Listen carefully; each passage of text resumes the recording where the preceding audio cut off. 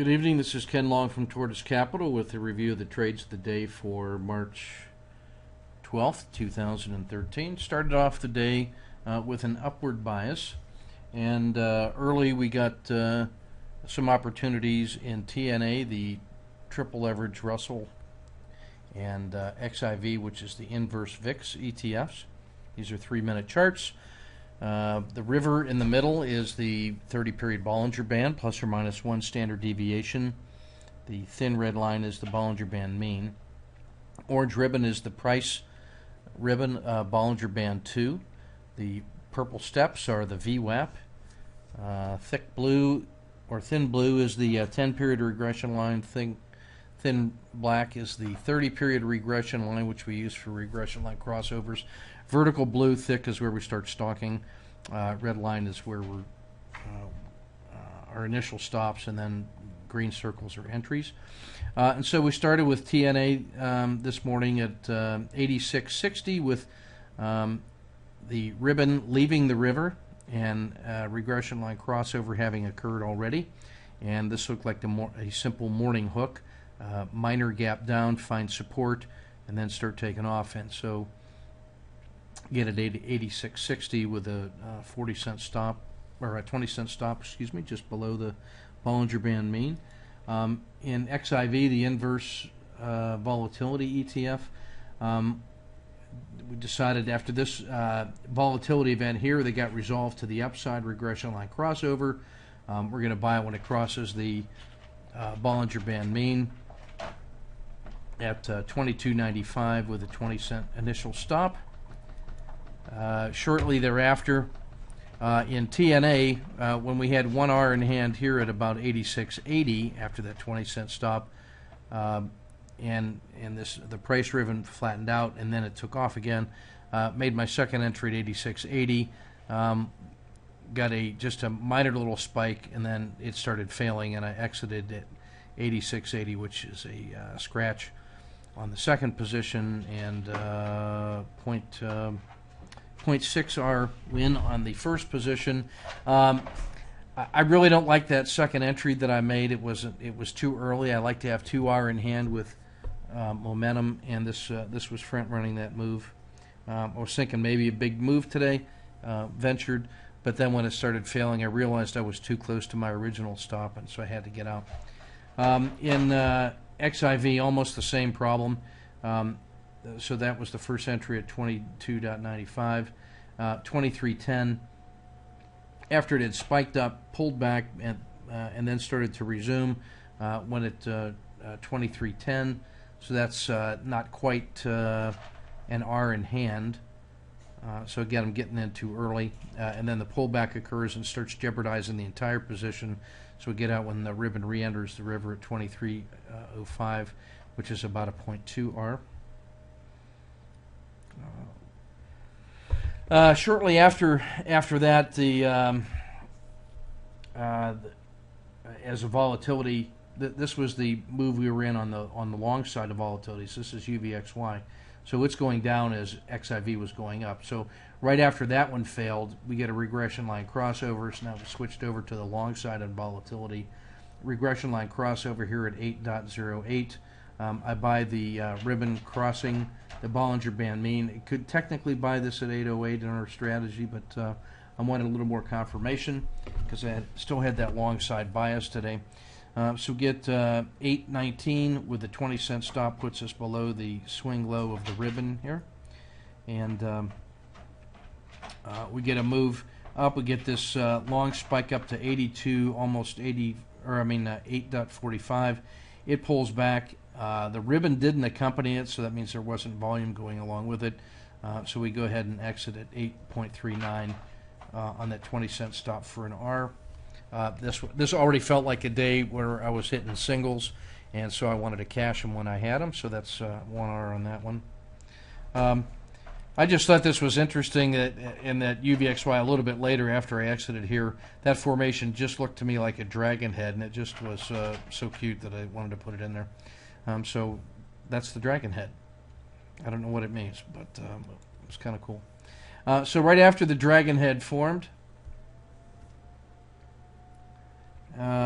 let's see, where are we at here? Oh, we get a re-entry here at 8.40, and it's taken off. So the entry at 8.40, there was our dragon head. It rolls up again. This one goes up to 8.85, pulls back. We get the regression line crossover occurring. Go ahead and take the exit at 8.75. That's 1.5R. That was our friend the dragon head. So maybe I'll be on the lookout for that from now on. It pulled back to the edge of the river, and so I'm already thinking about stalking this one again. It's got to get above 8.80 for me to be interested, and it never really did that. Shortly after the volatility trade was over, Cliffs Natural Resources started working. Here, I've added the second Bollinger Band floodplain in here. Now you can see what we have is a sideways quiet channel. What I like about this one is the regression line crossover here. Yeah, there are times when I will take that entry at 23.78, but I already had other positions on. So I see a regression line crossover. It goes through the Bollinger Band mean, rides the top of the river, pulls back, regression line crossover, comes down to hold support at the Bollinger Band mean, the red line, and then starts taking off again. What I like about this is that lazy W, and it's in a sideways quiet channel in here, and it made a higher low than the previous low during the regression line crossover. So I really like that trade there at that entry at 23.98 with a 20-cent stop below the edge of the river. That one fails, though. Shortly after, it comes back to the Bollinger Band mean. No sense sticking around, because when this one fails, it can fail in a large way. So we take the exit at 23.88, so that's a minus 0.5R. We shift back over to UVXY on the long side. We get the sideways, noticing the sideways quiet channel that we've been stalking. Then we get the price ribbon leaving the river. That's the blue circle. That's when my entry technically could be or should be. I waited a little bit longer because it had failed a couple of times in this region, and I take the entry at 8.60 with a 15-cent stop, which puts it below the VWAP, which is right underneath the edge of the river. So it moves out sharply, in this case up to 8.86, at where we got a little over an R in hand. And I've moved that, as you can see, I've moved that stop up to 8.80 to preserve this win here, and that's kind of tracking the 30-period regression line. And then I want to just lock that in because that's a little over an R. Shortly after that, we get one of those expansion or exhaustion bars to the top, and then a sharp reversal. You can see the 10-period Bollinger Band rolling over, the ribbon rolling over, and so 8.80 feels pretty good, and that gives us a little over an R.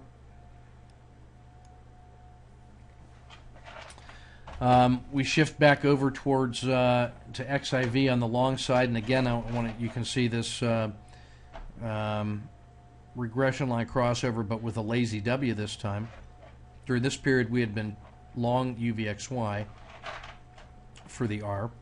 And then we get the regression line crossover.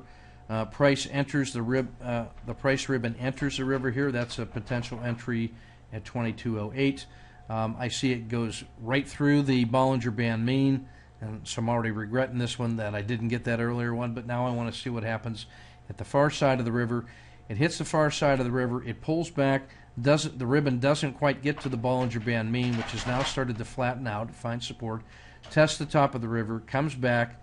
The ribbon doesn't even get as deep this time, although there is a spike. So it's holding support here at the Bollinger Band mean. Now the third time it tests, it goes through, and I like that because now the VWAP is providing support. The Bollinger Band mean has started to roll up. So we take that entry at 22.35 with a 15-cent stop, puts it below the Bollinger Band mean. About 30 minutes later, it's up around 22.65, and I have to go to a meeting with the Saudi Arabian National Guard, for crying out loud. It's getting towards the afternoon with only a half an hour left in the session. That's when it just feels I'll just go ahead and take that one. So that gives us a 30-cent gain on 15-cent risk for another 2 hours. So mostly hitting singles today. There were some earlier entries that could have been played with regression line crossovers and then the ribbon entering the river. Because of the slow action and the sharp reversals earlier in the morning, I felt a little more conservative today, and I was waiting to see lazy W's form, so I'm getting the entry here at 22.35 instead of 22.08, which is another couple R, in fact. So I missed that trade altogether. But again, there's more coming. The market doesn't remember the gifts you didn't take. And so we just got that framework going that we get opportunities at various times, and we take them when we're ready and the way it feels right. This one just felt right with a lazy W, especially after a nice, 1 or 2 R move down, then finds support, reverses, pulls back, higher low, lazy W, and then enter when it's leaving the river after the Bollinger Band main flattens out. So season to taste. Take good care. This is Ken Long. Thanks for your kind attention, and we'll see you in the chat room.